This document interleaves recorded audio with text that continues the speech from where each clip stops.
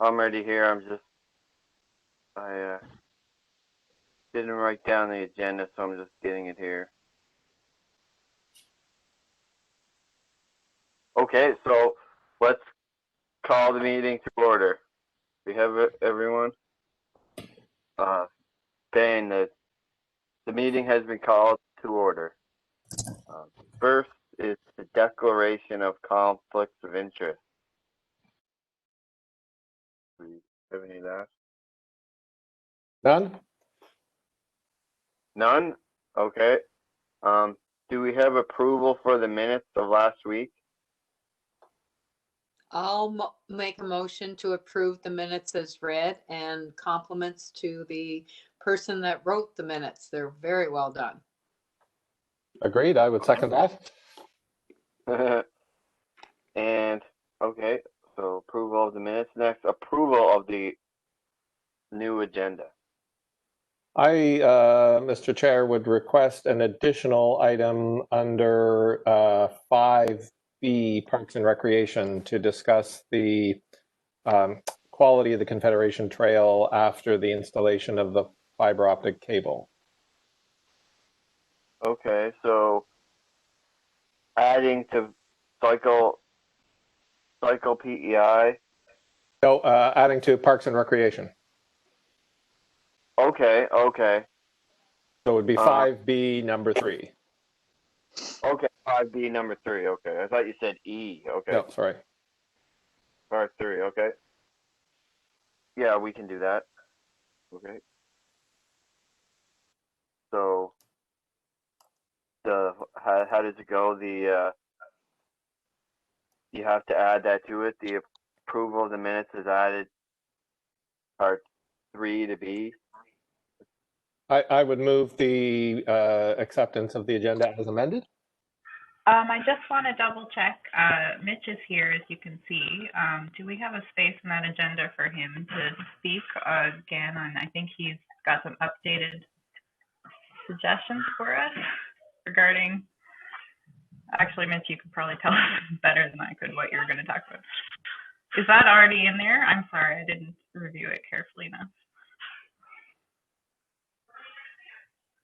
Could we do that? Could we do that under 5F, or Mitch, do you want to leave early? There That's is, totally I guess, up to you. there is a space for bike-friendly Charlottetown, I guess. So you could just do that instead of me, or whatever works. Yeah, you just want to amend F to add that in as well? Sure. Okay. Okay. Anything else for approval of the agenda? I'll second the motion to approve it. Okay. Okay, so I guess we know what's been changed. So the approval of the agenda has been approved. Next, moving on to reporting from department liaisons. First is Public Works. At Lane on new UPEI access road.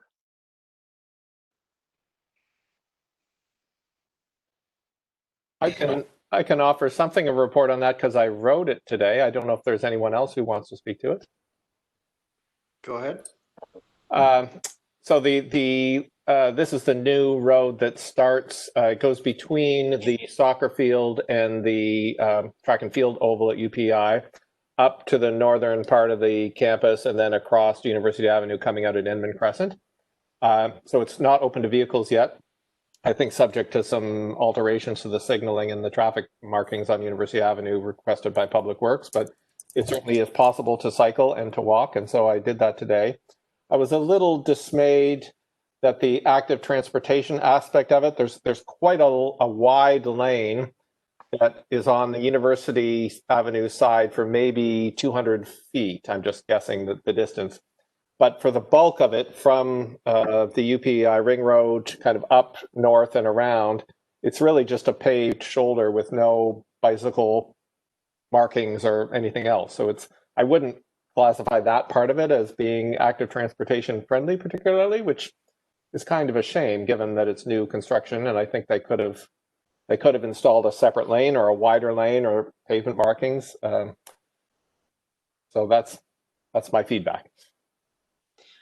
Peter, would it be helpful if we asked the city to write to the university and ask them to consider putting in some bike lane markings or signage or something to indicate? Would that improve it any?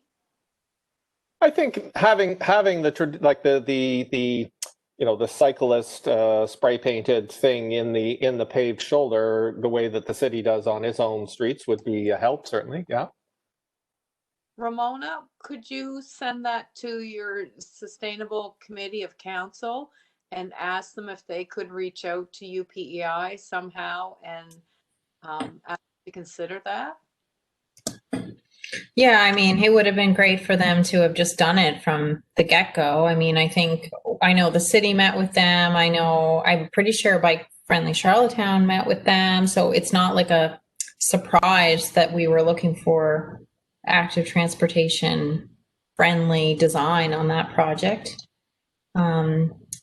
But yeah, I mean, if that's a motion of the committee, we can talk to them about the painting component. I don't know if we have any more pull as a city corporation as any other group. I would love to see like the student union have pushed even that, but Yeah, it just seems like an area where you need to have like a sidewalk or a pathway that can include bikes and pedestrians just because of the mall and the university. It seems kind of smart to do that.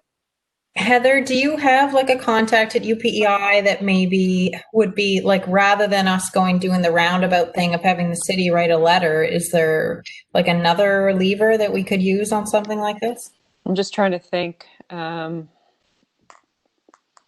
I didn't hear anything back from the communication that I made with the student union on the initiative around what we do and the buses and all that stuff in the new school year. So, but I do know that the administration changed there, but I'd like to think that more than one person looks after their email.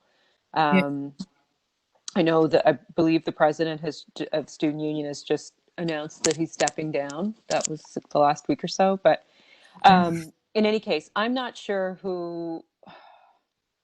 I mean, I guess I can find out who looks after facilities. I have an idea, but was it meant to be? Like you said, was it meant to be in the plant, the project itself, that there was active transportation space on there? I distinctly remember that being a part of the announcement when this was announced. So do I. And is this on you said, Peter, this isn't the road that goes from the president's office. This is the one that's on campus and then comes around? It goes north from the ring road at the north end of campus, into the forest, so to speak, and then it comes out at Edmund Crescent, and then there's another little branch that goes to Alumni Hall. Oh, okay. So it joins up to the road to nowhere. The only evidence, I mean, other than the wider, a 4, 5, 6 foot lane nearer to the University Avenue intersection, that has some kind of AT or cycling signage. Sure. There's nothing on the rest of it. So no. Okay. I'm wondering whether, I know that there is a campus master plan that calls for that end of the campus to be much more developed. I'm wondering whether it might make sense to invite whichever vice president or director of capital planning at UPI to come and present to the task force, just because it's such a key area of the city with the proximity to the Confederation Trail and University Avenue. It would be good for them to hear about us and us to hear about them. Let me see.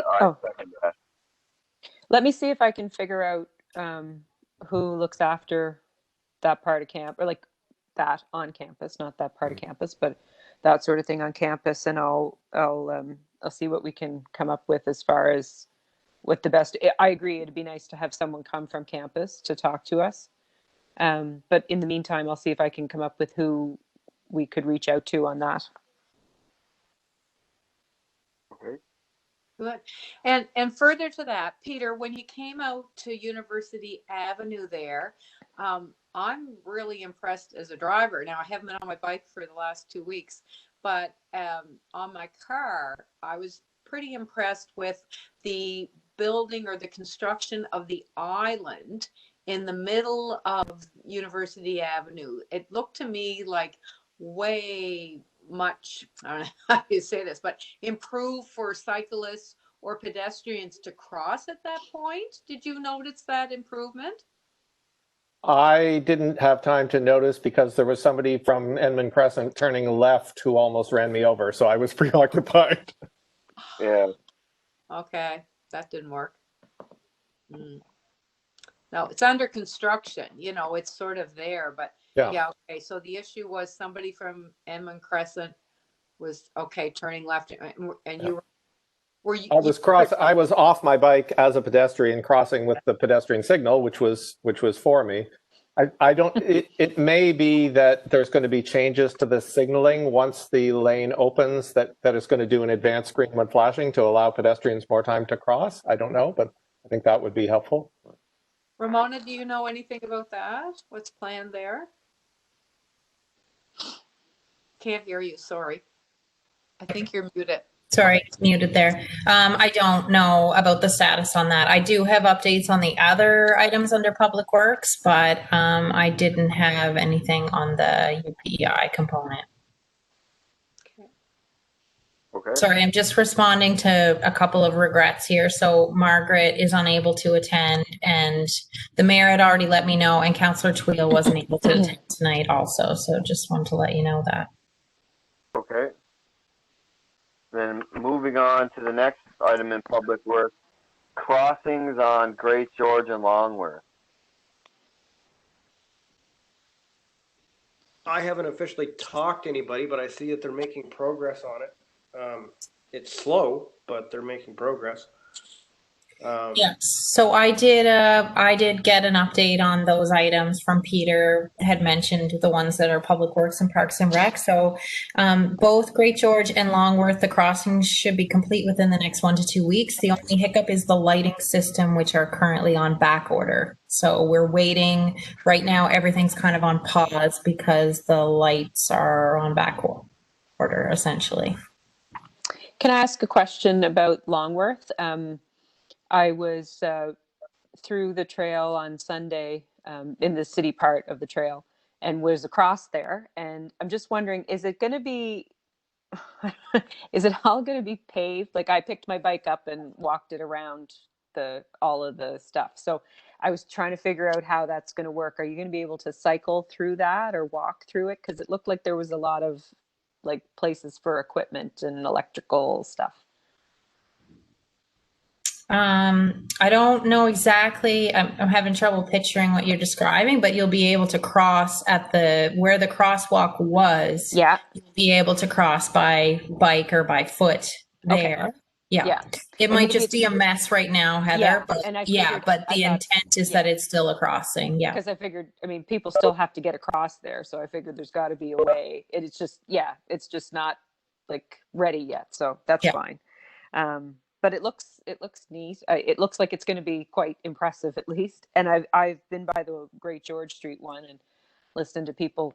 I actually was in a cab the other day because I had to take my car to get winter tires on, and the cab driver was letting me know his opinion on it, which differed from mine. So we'll leave it at that.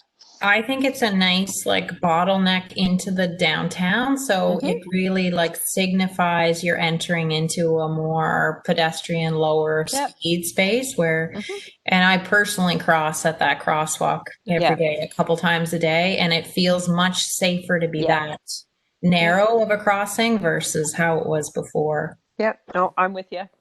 It looks much better. It looks much safer. Yeah, I think so.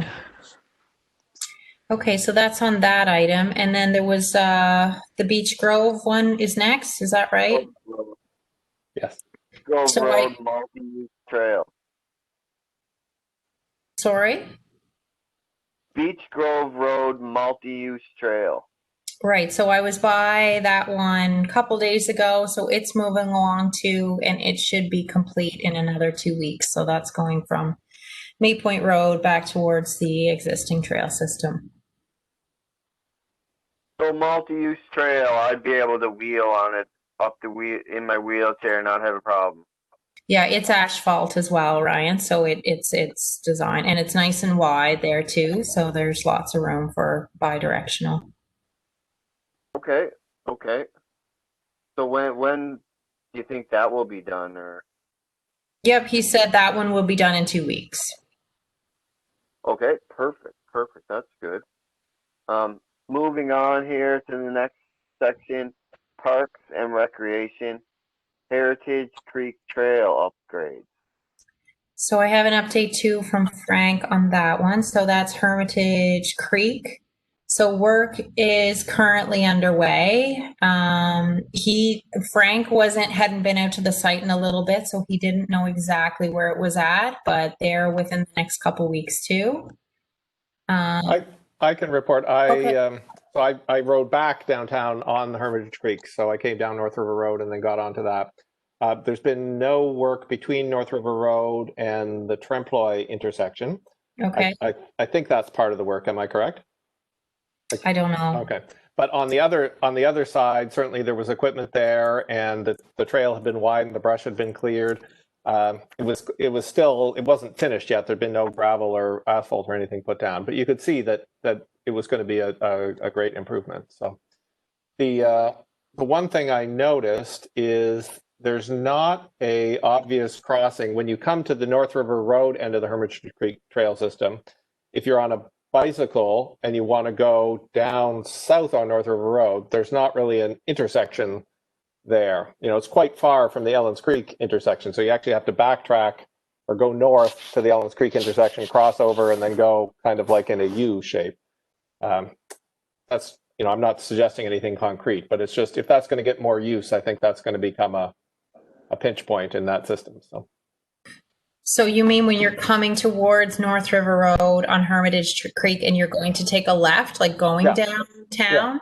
Yeah. It's not clear how to go that way. You kind of have to go up. I think you would be left to either dash across North River Road without a crossing, or ride north on North River Road to the Ellens Creek intersection, go across North River Road, then go across Maypoint Road, then go across the Maypoint Road kind of right turn lane, and then you'd be in the bike lane there. So. Okay. I'll make a note on that one.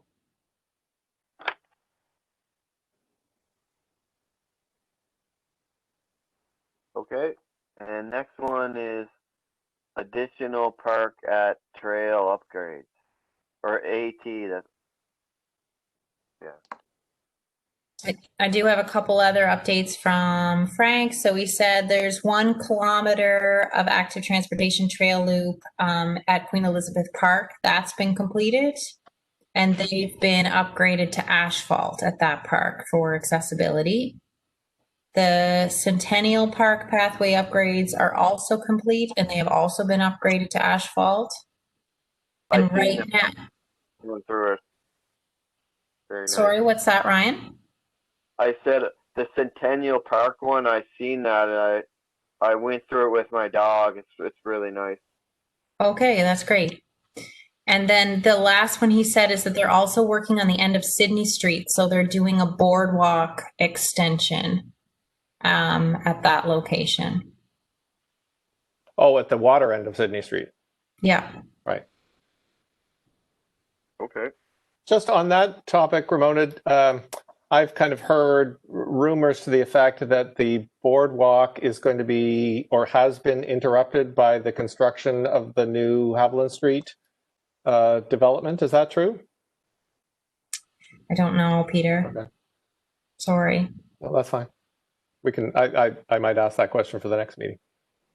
Okay, yeah, send it to me in advance like you did with this one. And then, so Doug is our new sort of administrative support on this project. So he was great to help me sort of collect some of these things. So if you have specific questions like that, and you can send them to me like a week out, he was a great help in sort of reaching out to the different departments and collecting them, because it does get really challenging for me to try to stay on top of everybody's projects and the status, but he's able to help with that. So. Great. And next is the added part here, part 3, the PEI active transportation thing.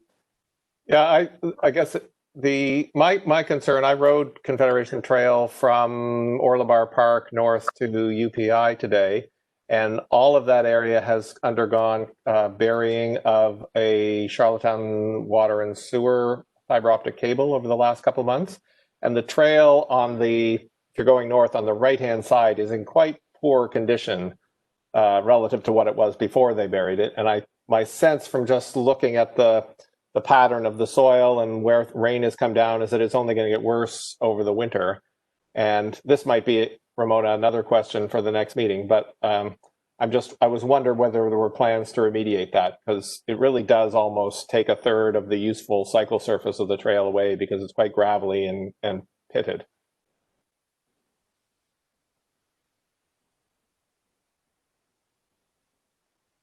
Yeah, definitely. We can check in with utility on that and just get a sense of what's going on there.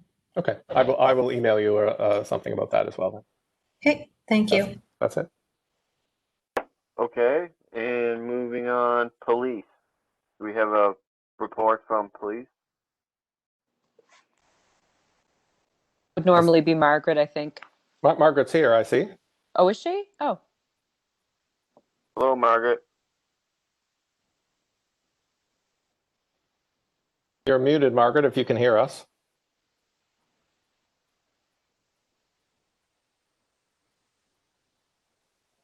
Hi, everyone. Hi, Margaret. Hi. I don't have anything to report from the police at this time for this meeting. Okay. Glad you're here. Okay. Moving on to sustainability. First one, Riverside Active Transportation Path. Yeah, so that project is going okay right now. So right now they're working on the section. I don't know if you've done Riverside Drive in a little bit. They're working on the section from Kensington Road to Southgate. So that connects with the piece that the province already did from Kensington Road up to the St. Peter's Road intersection. So it looks like that piece will be completed before the end of this year. And then they're also finished the section that'll go from down Pioneer Drive to Acadian. It looks like that piece will be done. And they did some grading on the berm by the hospital. So it's a really funny project how it worked out. Like, there's going to be 3 pieces of the 5 pieces complete this year, and they won't really connect to each other. But the positive thing is that we do have all that work awarded. So once the spring hits, and it'll be one of the first projects that they work on. So that's kind of the status of that. We've run into lots of issues with basically like the fill at the location and lots of cost overages, and it's expensive work to build these for sure. Is there? I noticed the kind of the phosphorescent paint on the sections haven't been built yet. It seemed like maybe they were going to have to move a lot of utility poles. Is that a part of the work? They're going to have to move a few utility poles, a bunch of guide wires. We're trying to it's trying to find the balance between like saving the trees that exist there, plus the power poles, plus everything. And they're also planning on lighting it too. So it's a pretty tight section to try to fit all those pieces in. But yes, there will be some power poles that will need to be adjusted.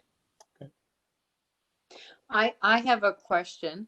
On Riverside Drive or the arterial highway, Ramona, last time you explained to us that the section close to Confederation Bridge was owned by the province.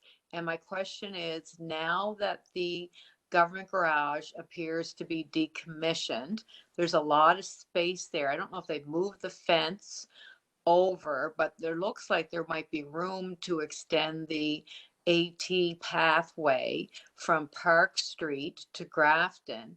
but I noticed that they've got rolls and rolls and rolls of turf or grass. It looks like they're going to lay that down. And my question is, well, if they were going to put active transportation in there, why are they putting all the money into grassing it? It will be active transportation, so that was part of the project that the province is doing. They're doing the Hillsborough Bridge, plus they're doing the connection between Grafton and Park. I was by there the other day and it looked like it was all dug up and they were starting to do the grading.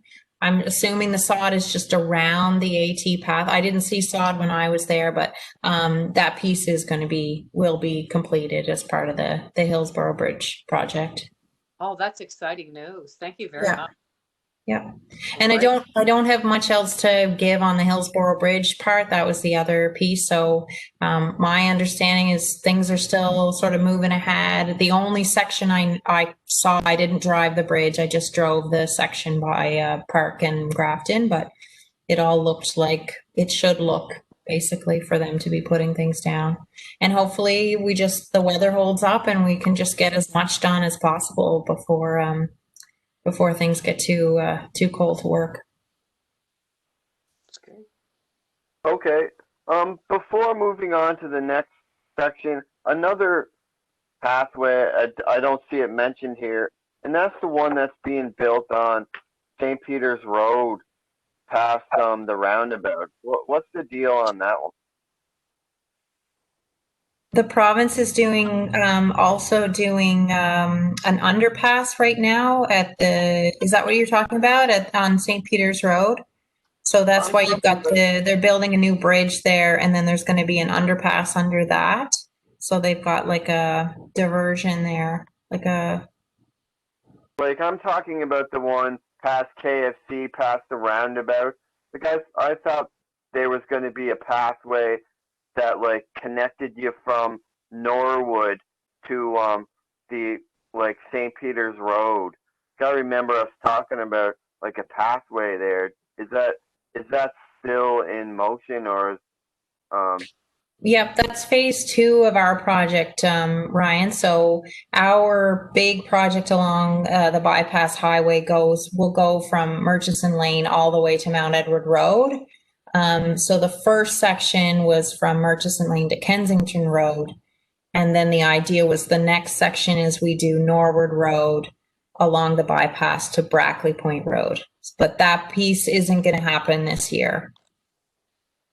Okay, good to know. Yeah, but that's still in there, an AT path for that section.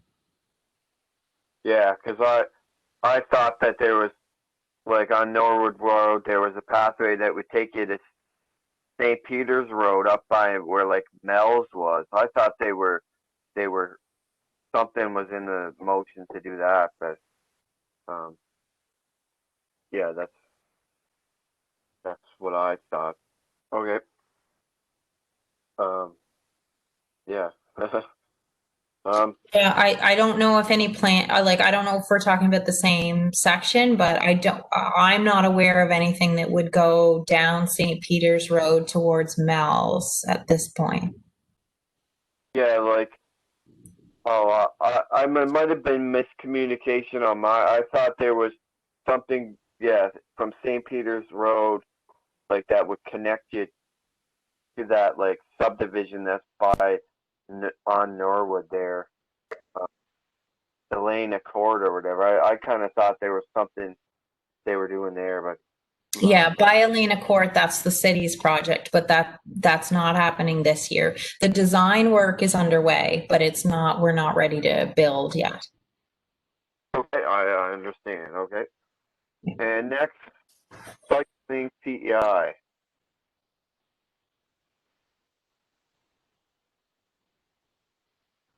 Hello? I think that would be Jason. Sorry? That's you, Jason? Did you just say bike friendly? No, cycling PEI. Oh, sorry. No, I haven't talked to them. I had an email just because I'm on their email and I go to some trails events. They were looking for somebody to serve on the board of Cycling PEI anybody was interested in another position, but I'll just throw that out there. That was Mike Connolly that was sent out that email. Okay. Maybe we can discuss it at the next meeting.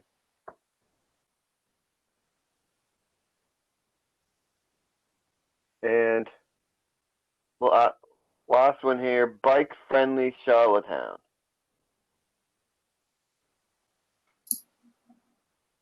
Is this where we were going to let Mitch talk? Okay. So first question is how much time am I allowed to talk for? I don't know. We're doing pretty well. It's only 6:30. Yeah. Because I maybe perhaps misunderstood a little bit, and I basically made an updated presentation to the one that I gave last time. But I can give a shortened version of that if you'd like.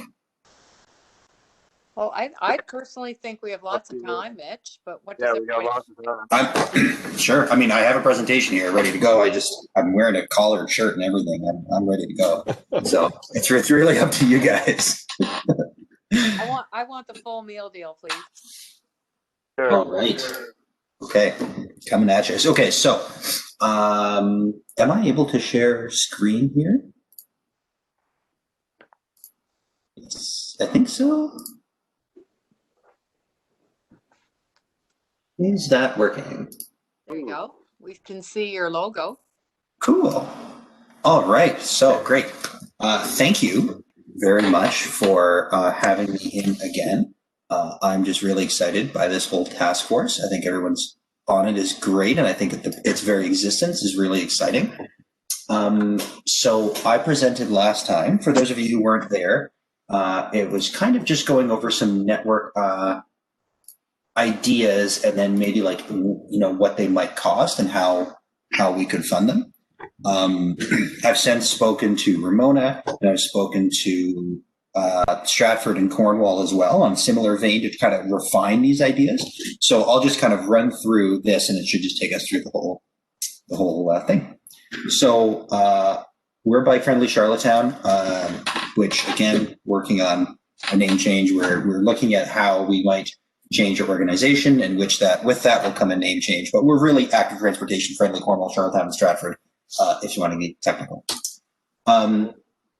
So I just want to talk about our network priorities, cost estimates, funding sources, and then get into funding scenarios, and then what the next steps might be for these different projects. So once again, just to reiterate, we're an independent community group. And what we're trying to do is create a network of safe active transportation lanes. And I just want to come back to Josh's vision, which is that a network must be interconnected to be called a network. So we have to finish those gaps, piecemeal things to make a cohesive network. This is what we've been doing to kind of get to the network priorities that I'll present. We've done some, public stakeholder events. We've looked at good ideas from other jurisdictions. We've kind of put that together, and we've now spoken to many elected officials and staff at the municipal and provincial level to try to iterate on what these priorities should be. Basically, in a nutshell, we want to make sure that they're the greatest benefit to the most people for the least money. And there is a really, really cool funding opportunity happening right now with the COVID-19 resiliency stream. And it's a matter of how do we position this in relation to all of the other competing priorities. So we'd like to start with the anchor streets in the core areas and build out. I think Peter had a good question last time, which was the geography of our priorities versus the geography of our membership. And it's a really good point. But I think that it makes sense for the most part to try to connect your core as much as possible, and then every other outlying thing that you attach to it is going to connect to the core that's already built. So there's kind of a piecemeal of projects going, so we're focused on kind of connecting those dots. So again, a lot of one of the construction styles rather that we're promoting right now that we've been talking about and seems to be getting a lot of traction is these modular concrete pieces like they use in Halifax. And again, they could be bolted down. They don't have to be. The benefit is that they are reusable and they require less design work than something that's permanent. So if you put them down on a street as a pilot project, and then in say 3 years, you go back to resurface that road, you like the AT lane, you make it permanent. When you're paving the road, you free up all of these blocks, which you can then use for another pilot project elsewhere. So not only are they relatively cheap as a way to do it now, but that initial investment with this federal money coming in now will last longer than just a few permanent lanes, which we want too, but this will keep it rolling over the next few years. So this is the map of Charlottetown that we have for our 2021 priorities. So this is just 2021. So the blue lines in the background are other future ideas. The light gray lines are car streets, and then the dark gray and black lines are existing AT corridors. And then you'll notice as well some problem intersections that are on here. If you're looking closely, you will notice that Longworth and the Confed Trail is no longer a problem intersection because of that awesome construction that's happening there that will be done soon. So red, we're calling priority 1. Orange is priority 2, and yellow is priority 3. Now, within each one of those, there's probably different, levels of importance, but broadly, those are the ones that we're looking at. The other thing I want to point out is it might be a little difficult to see on your screens, but the modular concrete construction, you'll see on the future AT lane construction on the right-hand side, it's got the kind of like dotted lines along the sides. And that's just to kind of illustrate where those would be. So let's just zoom in on a few areas here. So most importantly is Grafton Street at the Hillsborough Bridge. So like Ramona just said, the AT lane comes across the bridge to that still problematic intersection for now, and it goes up along the old depot to Park Street, and that is the current project. But what's not in the project is the rest of the connection along Grafton. So however that ends up looking using the existing gravel trail, going along the north side or gravel trail halfway and across, however that actually works, it's very important, and I think everyone knows, to basically connect this over to Grafton Street. Sorry, along Grafton Street to the bottom of the trail there. One thing that I'm suggesting on this as well is you'll notice that I'm suggesting using modular pieces to go beyond the trail as far as Cumberland. And the reason for that is that in the future, Cumberland, I think, is a really, really good street to connect in this kind of crossways, because it goes right through Holland College. So you can't drive through, but you can bike right through. You could go all the way down to Water Street and then all the way up basically to the bottom of Birchwood. And so just making sure we make those little connections, thinking of the future. The next one that we really feel strongly about is Nassau Street. So this is North River Road, this long one here on the left. You can see it goes right by Spring Park School. Oh, the triangles are schools, by the way. And then over on the right-hand side here, that's the KFC and the Tim Hortons and the McDonald's on the university. And it almost, but not quite, connects through Agriculture Canada. So this one, pardon me, is a bit of a tricky one because it's federal land, and it's tricky for a number of reasons. But even if you make this modular concrete lane on one side, make these intersections a little bit safer, then you create this excellent connection all the way from the kind of quiet streets in Brighton, across this school, through this neighborhood, all the way over to the defunct road at Ravenwood, which is a perfect connection to the trail. So this is Charlottetown's missing those lateral east-west connections, and this is, I think, a really good one that wouldn't really ruffle a lot of feathers. The next one I want to point out is Sherwood. So you can see the bypass here. So I tried to show the sections that Ramona said. I may have actually gotten two of them backwards, but anyways, so the trail along the ring road there is going to be done in sections. But then in Sherwood, you can see that long straight road is Maple, and then on the right-hand side coming off it is Pine, and that goes from Sherwood Elementary over to Stone Park. And then in the north, I think it's like Montgomery or something. It's a small road that turns into towers. And so if you make those connections just using the modular blocks, the streets are pretty wide already. Both Pine and Maple already have painted bike lanes. So you could replace those. You could just put the blocks on top, maybe make it a little wider on one side. So you're not removing anything from the street. There's no street parking. And you make it on the same side as the schools, and you upgrade the intersections. Then you can make a connection to the trail, all through the network, and also to the two different schools using just those blocks. And then thinking of the future, we were talking about East Royalty. You can see from Stone Park, there's actually a few shortcut things that are public land in between the houses that could connect to the overpass and also this new intersection. So the overpass would connect you to these new trails at Andrews Pond, which will in turn connect to the new underpass by that bridge, and then over there. So it creates a whole other series of connections in the East Royalty side through the school, which could probably happen next year. So this year, Maple, Pine, and Towers as that connection. I have a question just about Maple quick. Like, for the park, is that an additional part added onto the sidewalk itself? Or is that like, because on Pine, where the school is, that's where the sidewalk is that like an additional part onto the sidewalk? Yeah. What I'm proposing is, because on Pine there is painted bike lanes. So what we're proposing is you have the sidewalk, and then you have basically a gap, like 6 feet, 2 meters, and then the modular pieces, and then vehicles on the other side. And you might have to shift the lanes a little bit, because right now the bike lanes are on both sides, and we're suggesting just on the south side of Pine. Okay.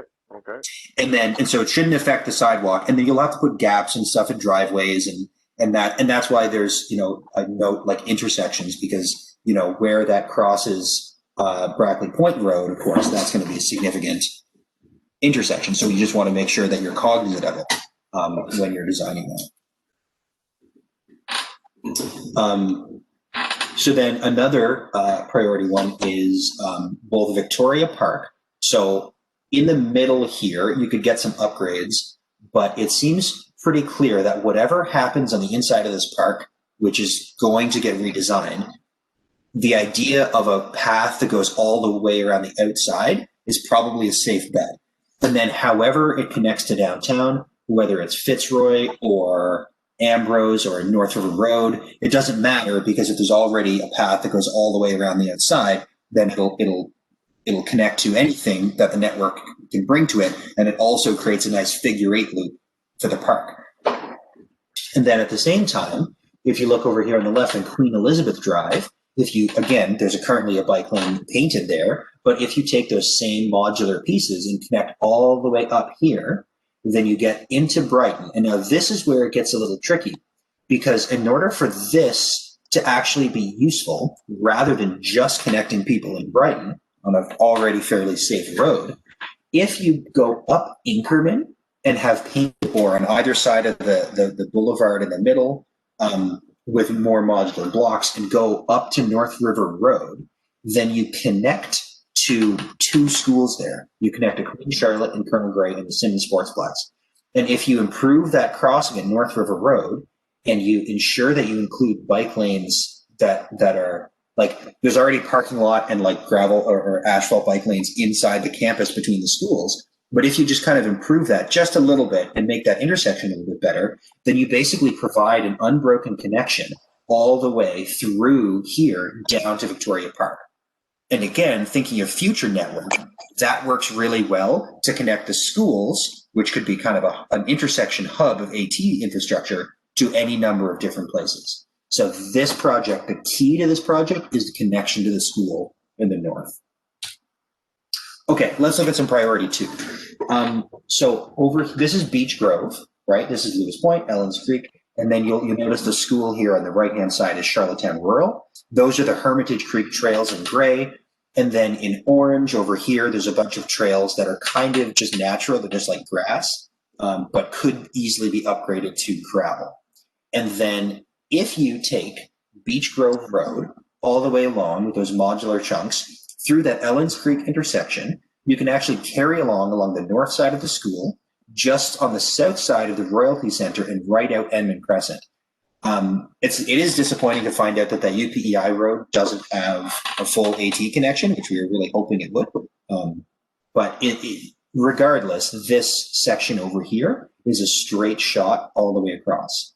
And we put this as priority 2 because it's already fairly safe, and we have to make sure that the other connections make sense on either side before this becomes critical.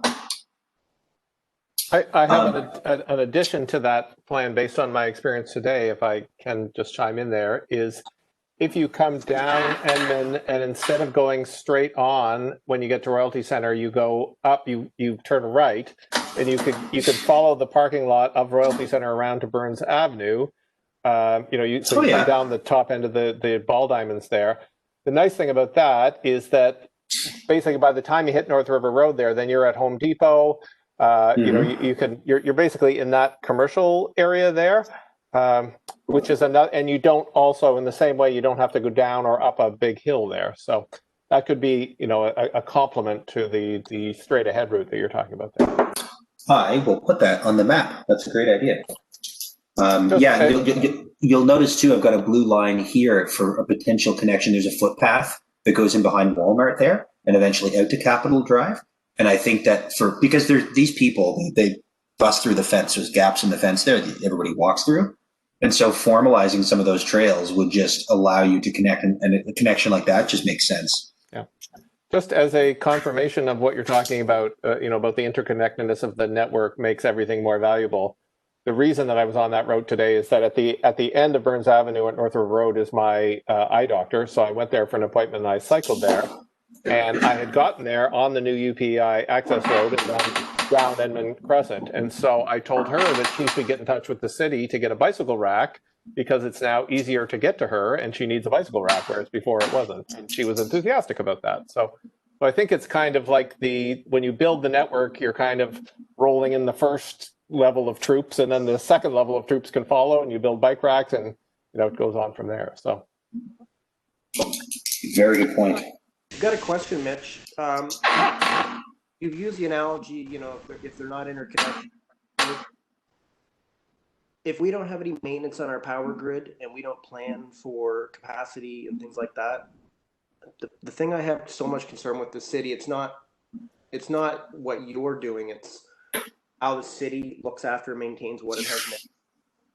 And like we always talk about building this and building that and all these things, but as I can see, like the pathways along the bypass highway now, it's deteriorating in places, it's dangerous. And in the wintertime, it's not cleaned properly. So I don't know how we convince council to give proper funding to make sure these things are maintained. To me, we build everything, but it's so disheartening in the middle of winter when you see the lanes are not clear. They're not even a consideration, right? And it's not just people on bikes, people walking, it's people that are in wheelchairs. So I think that's a huge component that we have to get funding for and make sure that it's like looked after. Because like what Peter said, we've got the Confederation Trail and they're putting fiber optic cable, no consideration of the trail. It's just like, well, let's just put the cable down and things get eaten away. So I don't know how we do that, but I think just as important as putting the trails down is having like long-term maintenance to these things. I would build on what you're saying, Jason, and take it one step further, which is that if we're going to use active transportation for purposeful trips, so it's going to be something that it's not just for recreation, it's the way we shop and get to school and all those other things, then I think we have to start looking at the way that construction happens and making sure that, for example, the intersection of Longworth Avenue, as great as it is, has disrupted the ability to cycle through Longworth Avenue because the standard to which the construction was conducted didn't include a bicycle detour. Well, we don't have bicycle detours in Charlottetown. We never have had, but maybe we're going to need to have them. Ryan, that we ran into one another when we were walking to a AT meeting back when we could still go to City Hall. and you ended up on the north side of Kent Street, and there was construction at the new Hamburg Hotel there that we both hit, and we had to go back and cross to the other side of the street because there was no provision for pedestrian access there. So Yeah. What's your feeling about getting on, like, how do we bring council and, like, how do we possibly get funding for this?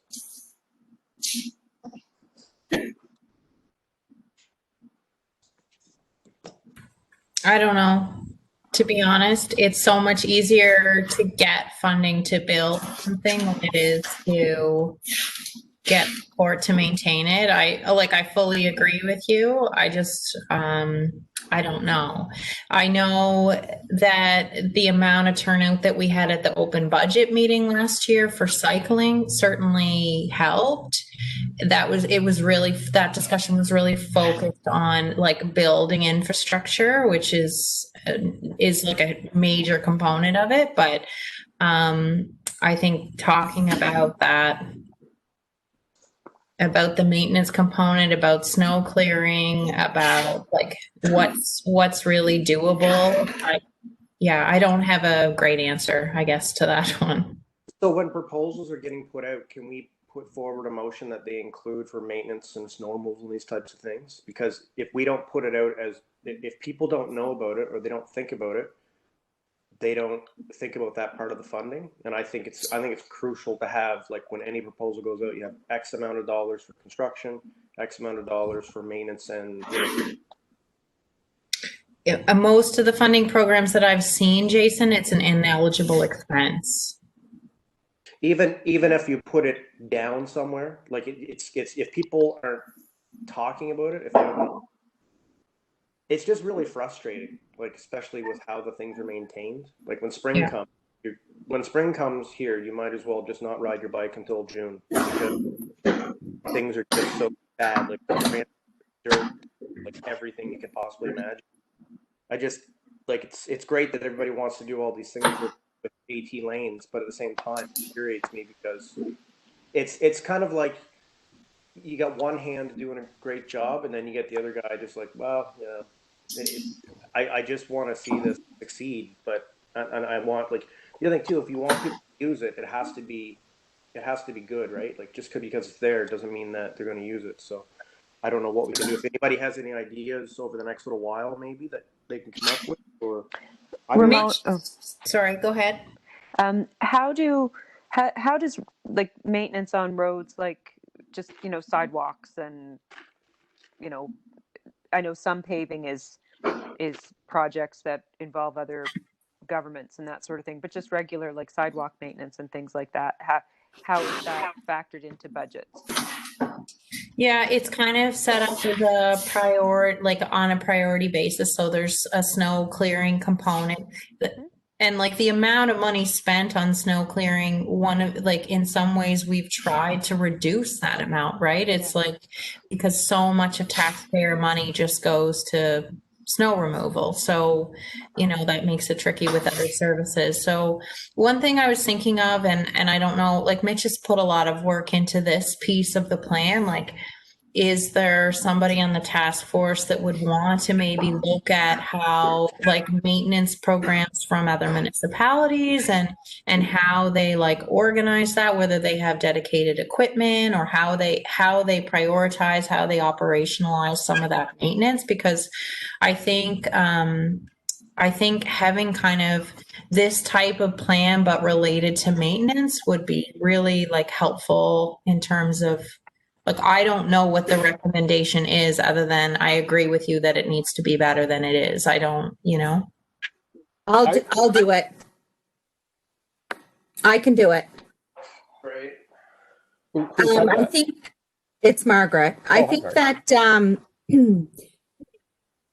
I think there's always math, there's always equations associated with these kinds of things, and recommendation of labor and work and all of that type of thing. But I don't have a problem going and just touching base with other municipalities, with the provincial government, and with other jurisdictions to see, is there, how do they make it work? how do they really make it work? And I think the advocacy is a major thing. I mean, if you live on downtown Sydney Street and it's a snowstorm, you could have lumps of snow in front of your house where there's no parking there for 3 or 4 days. So I think as Islanders, we're certainly equipped with our share of barriers to moving things forward. But I certainly, think it's time I think we have an opportunity to connect, and I definitely know that down in the east area, there seems to be, I think I know enough people that I can phone to come up with some information that perhaps we could use to be able to advocate for some dedicated resources to the maintenance of the active transportation trails. That's great. Okay. Wonderful.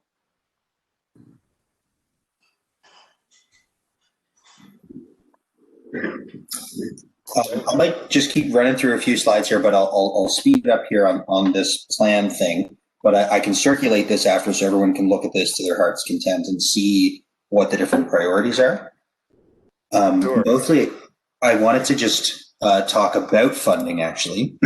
We'll just skip through some of this stuff. Upton Farms to the north, that's a cool one that could happen, but it's kind of a lower priority.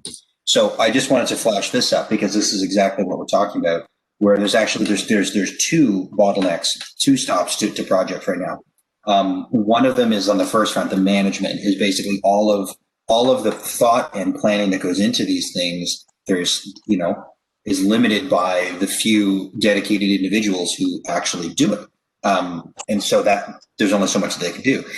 There is a ton of money for construction. So construction and capital funding is not the barrier right now, which seems weird, but there's lots of money for that. But then at the end, there is an uncertainty for funding on maintenance, which is a huge component. And we don't have a plan for that either, but I'm glad that, Margaret, you're going to look at that because that's definitely huge. So on the management, I just want to put this up there that this is basically, the trouble with this is that it's not eligible for the federal funding, but it is eligible for the provincial funding. And so then there raises a question like, is there a way to share resources between the province and municipalities and each other? How is that going to work? And this is all the stuff that could go into that, right? Planning and budget prep, putting out tenders and then evaluating tenders and then working with the contractors and different level of government just to make sure it all works. So here, I'm going to just quickly flash through some cost estimates to get you to how we got to the funding scenarios. And I'll start with that management cost. So the blue is basically like an internal resource or an embedded resource. So, someone who works for the town or the province. And then, there's also the contractors or engineering firms or whatever who are going to do these designs. And I'm just putting a blanket kind of estimate at 50,000 per million in spending. So so combined, that's a 10% increase, just 100,000 in design and planning per $1 million spent in AT funding. And then the unit costs. So the curbs I'm talking about and the bollards and the larger kind of rounded curbs that sit in intersections. This all comes from the Halifax Strategic Transportation Planning Team. And then the gravel trails and asphalt trails I got from Town of Stratford and also the Department of Transportation here.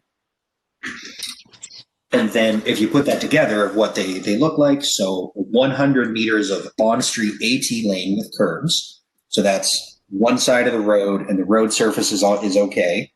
And we're also assuming no space between the curbs. So no driveways or anything, which obviously is not going to be the case, but just to give you a nice round figure, $12,000 per 100 meters. If you were going to do a large intersection, a medium or small intersection, they're basically kind of reducing costs. Each intersection is going to be quite particular. So these are just estimates. So then using those features and those estimates, we basically looked at all the projects that I just showed you and broke it down so that each one has a certain cost associated with it. So this is priority one project. So you have Grafton, Nassau, the bypass, Sherwood, Queen Elizabeth Drive, Boulevard Park, which is just a little thing, Victoria Park just on the outside, and then you've got a management, and then another 10% contingency just because these numbers are broad, and you get about 2.2 million.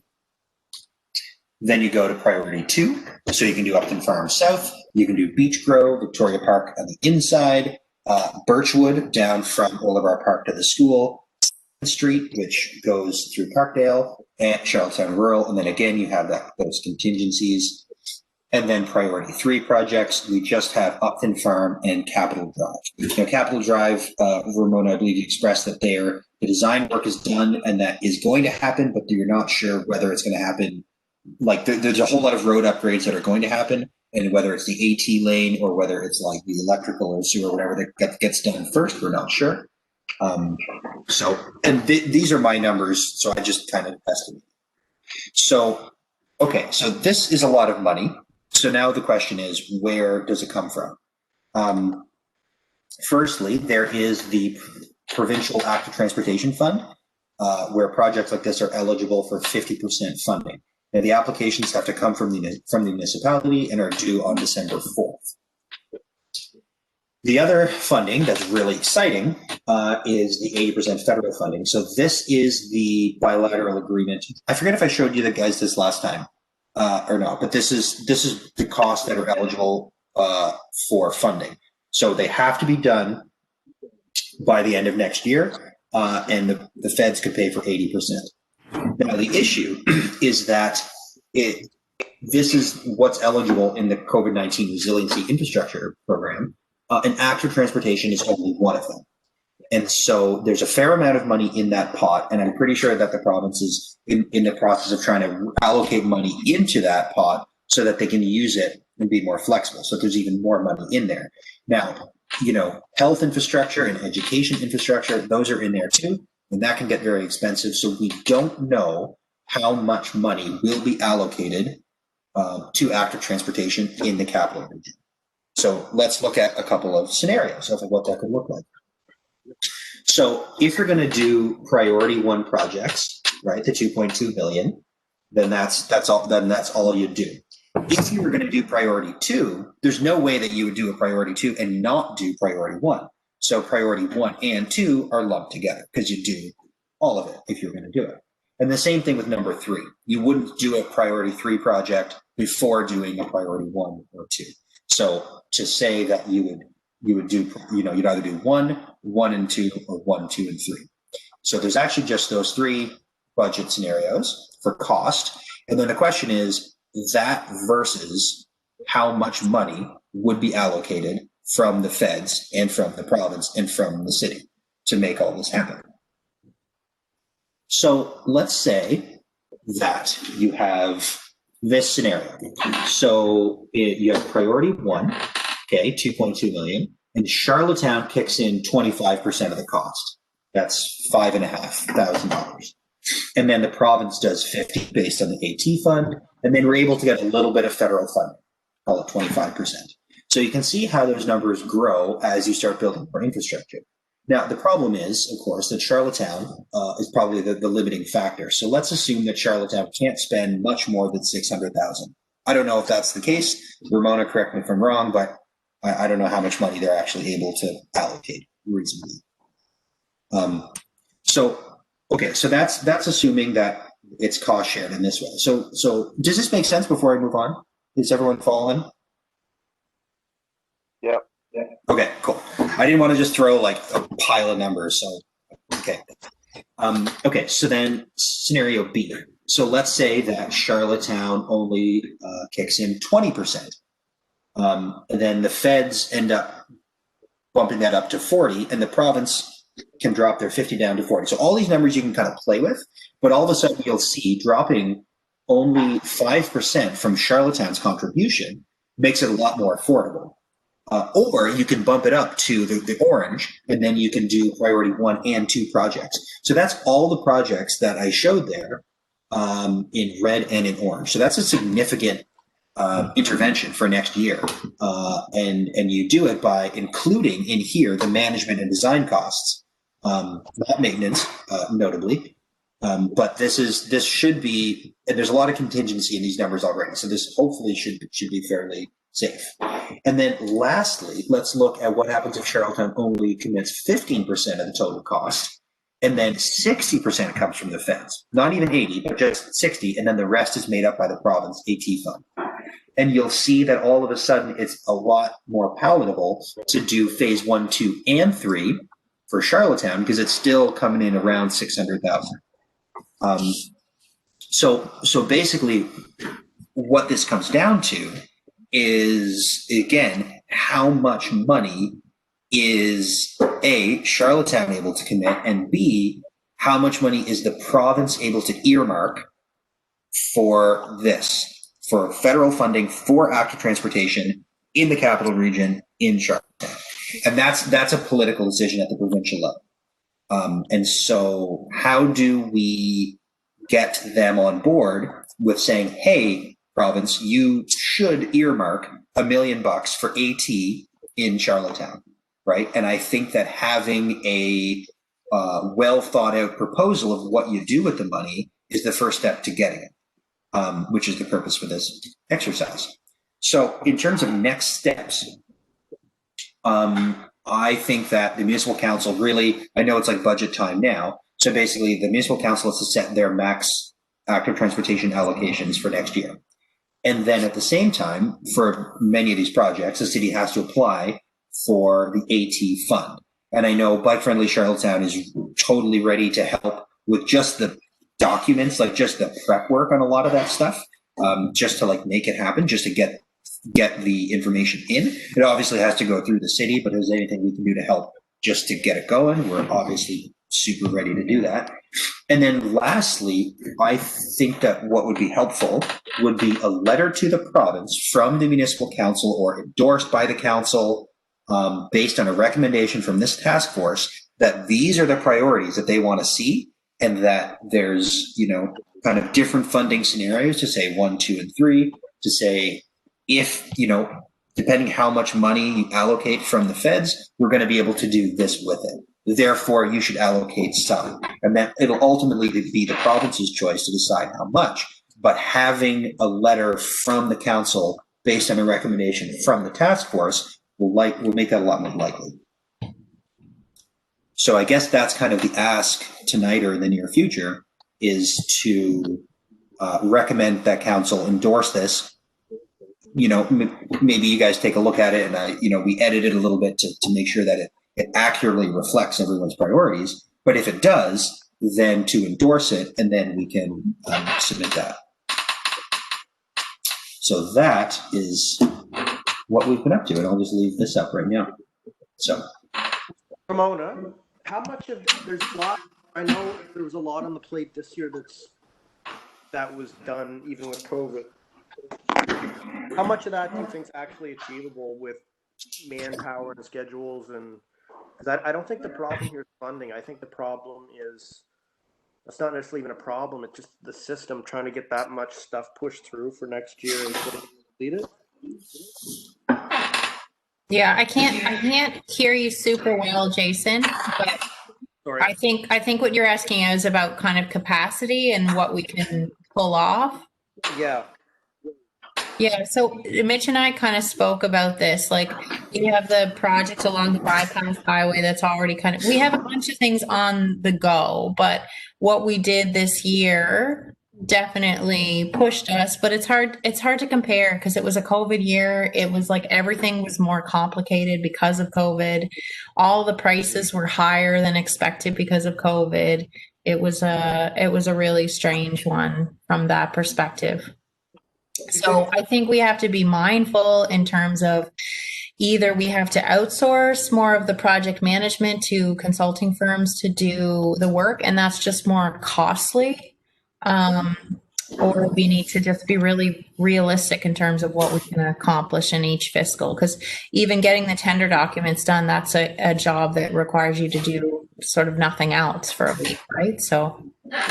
Do you think construction prices will go down? Because what I'm finding construction of residential stuff, things are not going down. They're staying where they're at for elevated or going up. I don't know. I mean, everything we had came in like 25% over budget this year. So I don't know whether it was like there was this huge demand and so that's what caused it. I know a shortage of materials is causing issues. I don't know whether that's a bubble that'll burst or whether that's a new status quo. Yeah. Okay. Just asking. Yes. Yeah, sorry. Just something to kind of, because with overruns, like you're saying.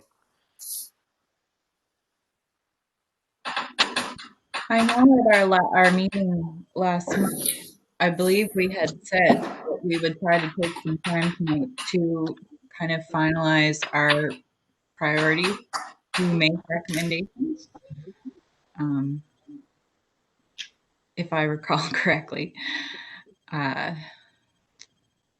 So can we take some time to do that now? Would you like me to remain or to leave because I'm technically not part of the task force? I'd like you to remain personally, but Yeah. So Can you bring up priority 1 for us? Just that slide that you had, Mitch? I'm still sharing, right? Yep. Yeah. Whoa, this guy, right? Oh, no. No, it's gone too far. No, stop. Oh, God. Oh, jeez. Sorry. It's just out of mind of its own now. This slide, right, Ramona? Yes.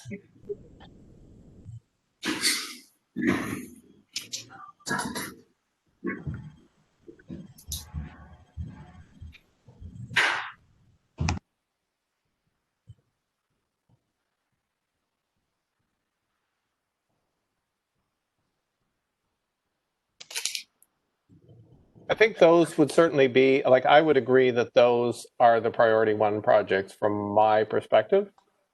I am, however, and this just is reiterating something I said at the last meeting, I am mindful of the fact that to secure council's support, we need the support of as many councillors as possible. And this is certainly, although not exclusively, a core focused plan. If I'm the councillor from Winslow, I don't see a lot here for my constituents. So I think we have to be mindful of that fact. But that said, I don't think there are no obvious candidates for VT routes in Winslow at this point. So I think we just have to be able to manage that from a political perspective. What's the section where it says bypass? Where is that geographically? So that is a good question, actually, and I may have actually gotten this wrong. So if you're still looking at my screen here, I just got the map up. So Ramona, I think when we spoke before, I think I got these routes backwards. So the black is complete and the red is incomplete.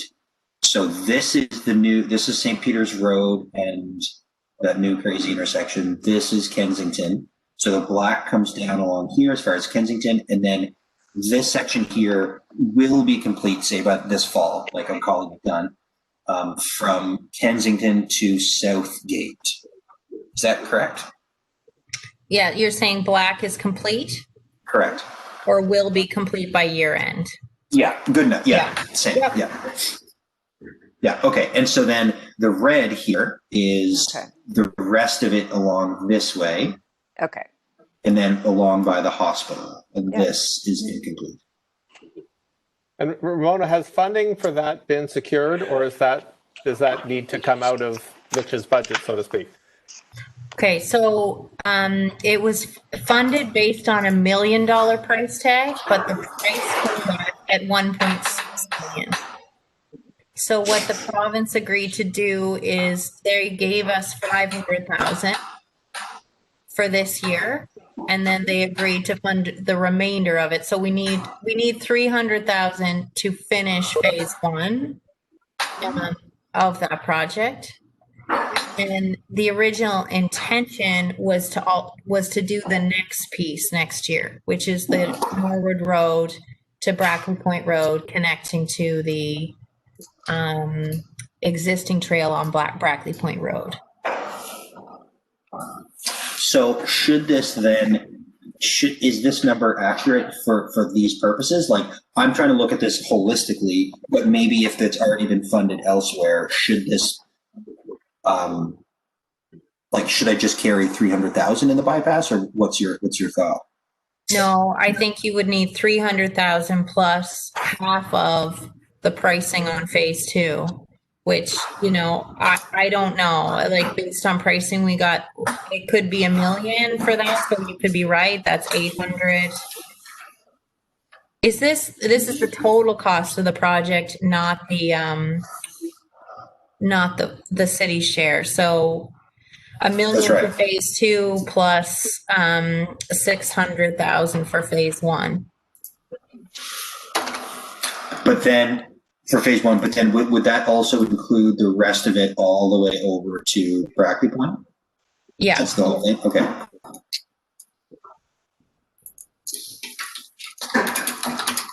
And then the other priority we have is the Grafton one. So is that the one, are you talking about the connection off the Hillsborough Bridge? Yes. Hillsborough, Hillsborough Bridge, not Hillsborough. Yeah. Okay. And this is also me, because I'm suggesting this, is that we carry it as far as Cumberland. Right. I remember that. Yeah. I think that price tag might be low on that as well. Okay. And just to confirm on that one then, the plan is, I think this is what we had. So you're going to use the existing gravel trail on the south side, and then there's going to be a new separated lane all along the north here, right? Yeah, that's the idea. Is that but there's upgrades needed on the events ground side too. Like it's gravel, but it's muddy gravel. Yeah. Okay.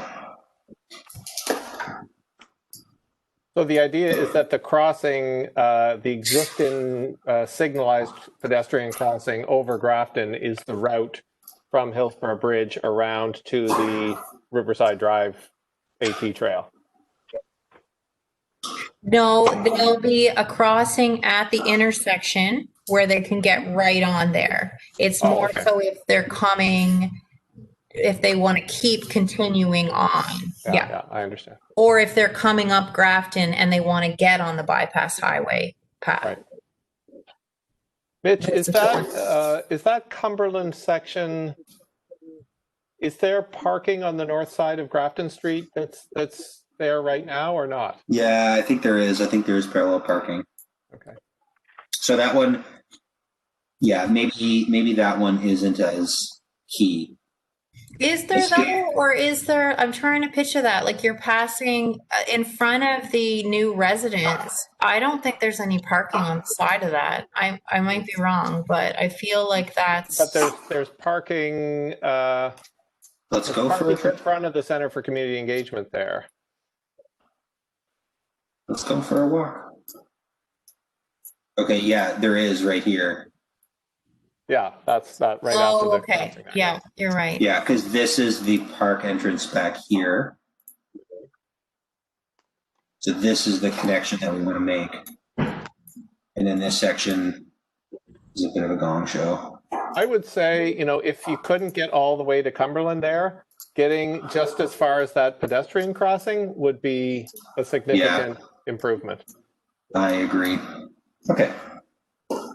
I will. Too bad we really just can't adjust that wasn't just multi-use sidewalk on that side. Yeah, that would be ideal. Okay. And that's effectively what the role that it serves now for those getting on, to get from that jug handle there across to the conversion. It is a multi-use sidewalk. Yeah. Not officially. The other thing too, which would be great, is there's that little piece that runs in behind there. You can kind of see it by Maritime Electric. It's that little. Yes. If you're doing it, you might as well go right over to that road, like finish it off. Do you know what I mean? You could go right to those lights where the pedestrian crossing is, and in behind, and that would actually make people more aware of that as well too, because people are not like. Yeah, look, so there's it's this little guy right here. Yeah, so basically it would make people way more aware there was markings for a trail that went behind there.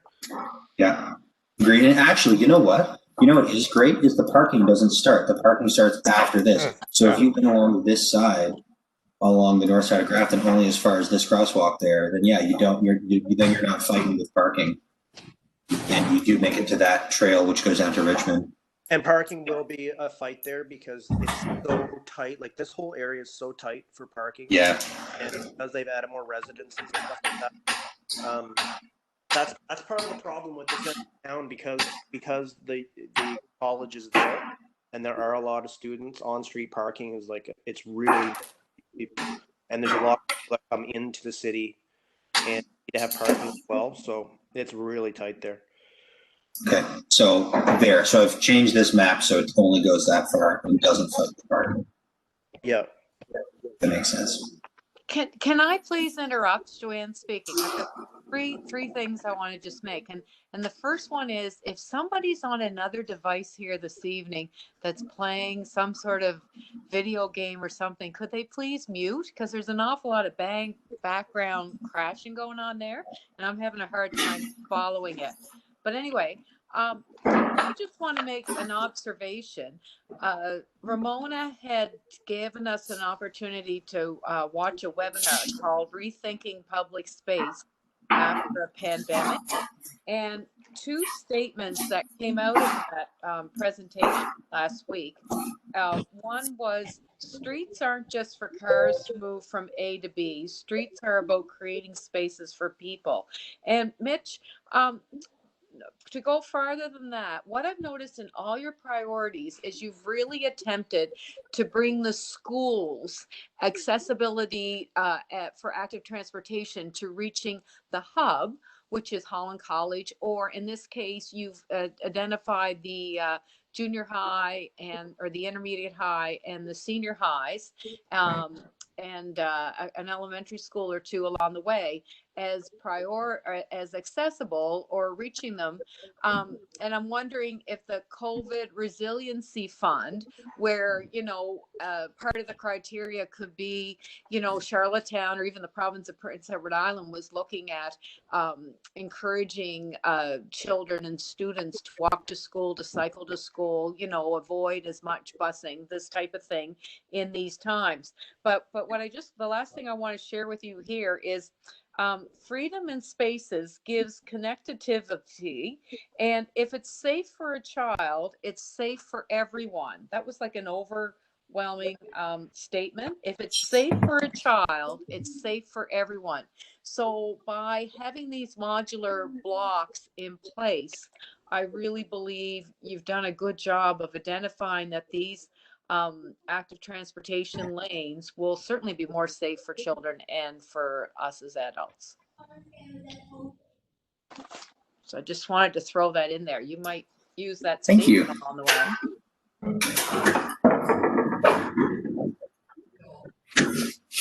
I think that Joanne makes a good point that may serve making the case for the COVID resiliency fund under the health and education category that you referenced. I think we could add rationale in those columns as well as just the strictly active transportation column. Mm-hmm.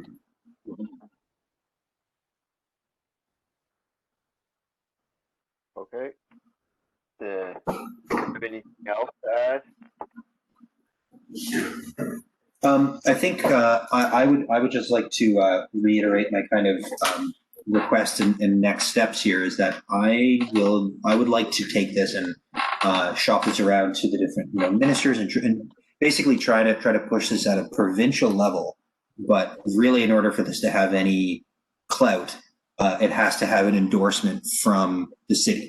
So whether that's through the task force or through the council, or a recommendation from the task force to the council to review and endorse, I think that because any funding ask has to come from the city, and our position here is from the outside looking in, just trying to facilitate things as we see as much as possible. So I think that's.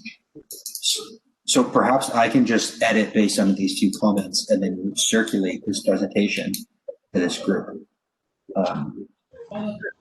What would be require Ramona to make a recommendation? A letter?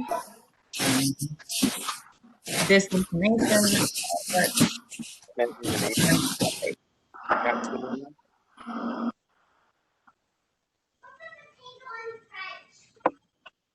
Sorry, can you hear me?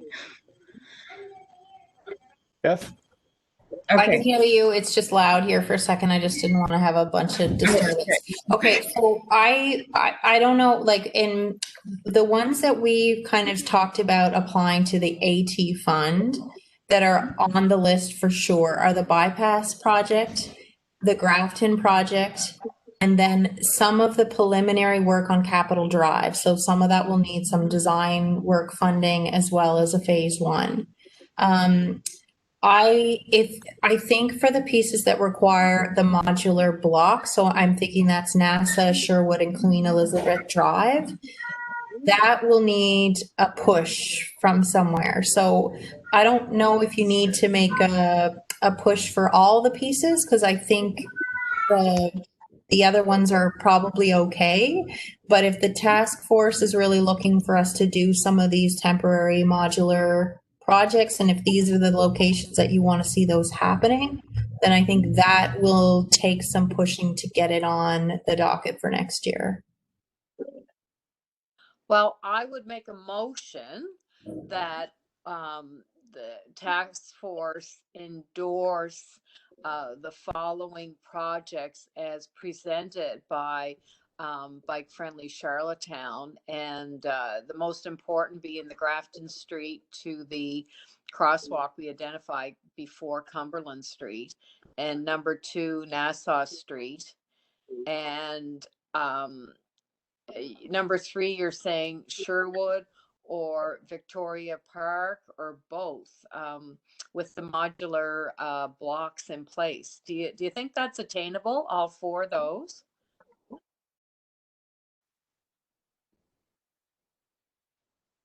Or ask anyway and then see what comes back. Yeah.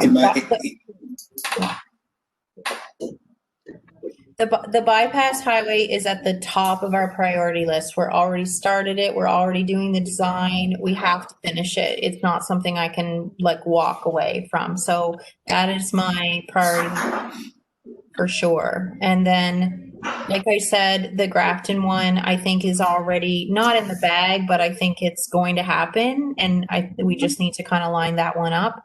The ones that would need a push are the other ones. So Nassau Street, pretty exciting to see it done, you know, that sort of thing. So when you say a push, Ramona, do you want one of us to write a letter to the sustainable committee or write to council? Yeah, you could, the task force can write a letter outlining what they would like to see happen next year and direct it to the members of the Environment and Sustainability Committee. When do they meet again? We meet again, we meet the 4th Tuesday of every month. November 24th is the next meeting.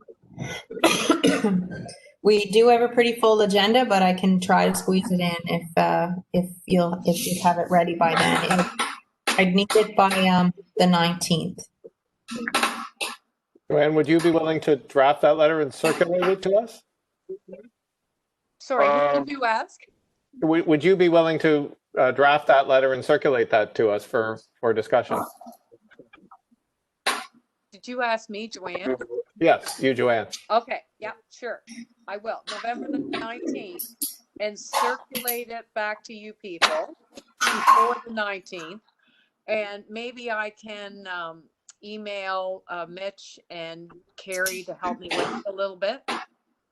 Yeah, that's fine. 100%. And I'll also give you this map, and I'll circulate this now. And so I'll make the edits, but then if anyone else has more comments about changing priorities or editing little things, please let me know, and I'll make a map that you can attach to the letter. But I want to make sure that it shows what you would like to see. And Joanne, I think it's as worthwhile for us to, and I think my sense is that there's agreement about this unanimously, that we're also endorsing the bike-friendly Charlottetown kind of methodology and approach. as much as we are the specific project. So the idea of building a network, building an interconnected network, using the modular concrete block, kind of the meta level that Mitch is presented, I think it's as valuable for the committee to hear our endorsement of that as it is about the specific projects that come from that. I agree. So just to back up again with all of us though, before I go too far. So are we all in agreement, like the bypass, that way that's going to be done? And then are we going to ask for Grafton Street, Nassau Street, Sherwood, and Victoria Park? Like we're going to ask for all the priority one things? I think we might as well, Joanne. Nope. Like, is there a reason not to ask for them all? Yeah, all you can do is ask, especially when the money is somewhat available now, you know? Yeah. I mean, if you want, we could prioritize even further within that, saying like if we really want Nassau or we really want Sherwood. I don't know what the general consensus is on that. No, let's just put it out there and see what we get. Okay. Thank you. Thank you, Mitch, for all your hard work on this. We'll be Thank you very much. using your words in your presentation, no doubt about it. Thanks, everybody. I will circulate this so everyone can have it too. And moving on to the next item is new business. I'm just going to drop off then, everybody. But thank you very much for having me. Thank you. Thanks, Thank Mitch. Mitch.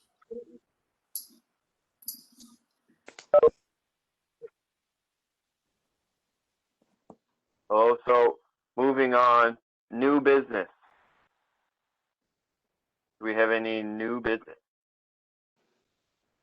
I have one item, just like just something to think about. And if there's anybody that's interested in this, I could definitely use some help with this. So e-bikes regulations, how we're going to handle e-bikes as a community. Is anybody interested in that topic?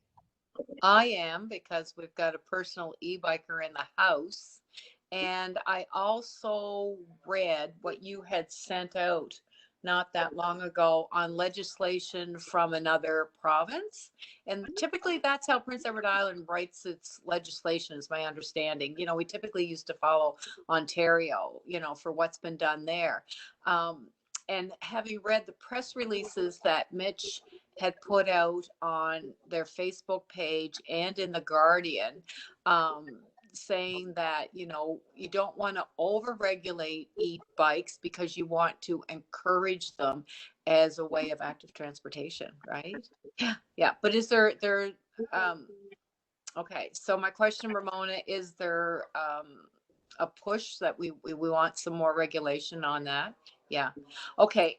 And I don't mean, and I definitely am of the same mind, Joanne. I want to see people on e-bikes. I just want to make sure that we do it proactively enough that we've already figured out e-bikes by the time that they hit us really intensely, and that we've got safety. Like I saw somebody the other day, and it was like he had like a generator, a gas powered generator hooked up to a regular bike. And I'm thinking about this guy in traffic, and like, more power to him. He's trying to figure out a way to get himself around. But I would like, it'd be nice to have something in place so that we can get people safely on these and using the right, you know, infrastructure. And can I make a recommendation that we ask Graham Miner, who's the Director of Highway Safety, to come to a future meeting? I suggest this just because I've had some casual conversations with Graham about this. I know he's given a lot of thought. He's a cyclist, but he's, you know, he ultimately will be the person stick handling the provincial regulations regarding e-bikes, and he regularly talks to other people in other jurisdictions about what they're doing. So I think to have Graham come and talk to us and to hear out where provincial thinking is heading, and to have him hear from us about where Charlottetown thinking is heading, I think that would be useful. That's a good suggestion. Yeah. Have you got do we have anybody lined up for next month? We talked about somebody The else. only other thing we talked about was maybe somebody from UPEI, but I don't know if Graham might be an easier person to get on here, or I don't know what you guys think. Well, let's go for whoever is available for our particular night. Sometimes we've done two even. Yeah, one apart from the other. Ramona, is that an ask of Graham that you could make government to government? Yeah, I can ask Graham. Okay. Okay. Any other new business? It's going to be another beautiful day out there for actively transporting yourself. Yeah. Sorry, I have one other thing. I just wanted to let you know, we've been updating our bike rack inventory. So we have a complete inventory of where we're at with bike racks right now. And we're starting to develop sort of a plan of locations of where we would want to see them on city right of way. So I just kind of wanted to give you that. So that part of the capital budget planning will also include sort of bulk purchasing of bike racks to be installed. Do you anticipate the business sharing incentive program to continue into next year?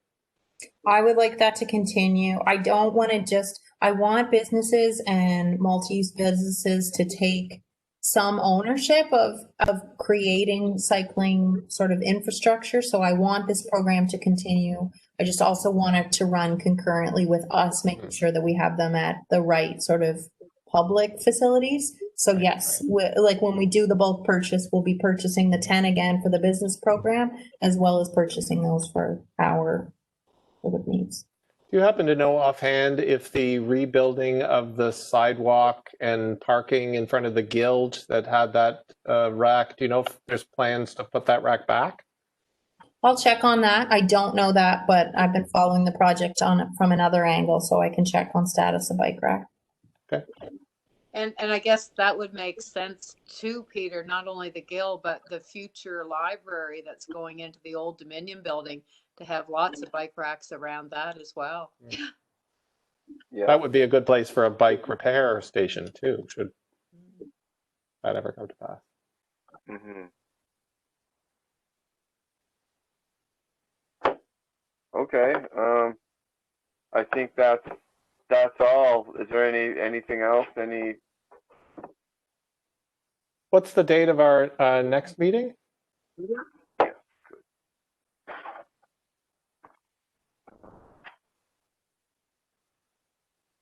Do you have it there, Ramona? Yeah, I'm just checking here. Sorry, I keep muting. I have it in my calendar as the 8th. That doesn't mean that's when it is. I have the 8th too. Okay, Tuesday the 8th. Yep, that's what I have also. We went back to Tuesdays. I think we were on a Wednesday because something happened with, yeah, Tuesday, the 8th. Okay. I'll have to check if I'm available on the 8th, but I think I can do it.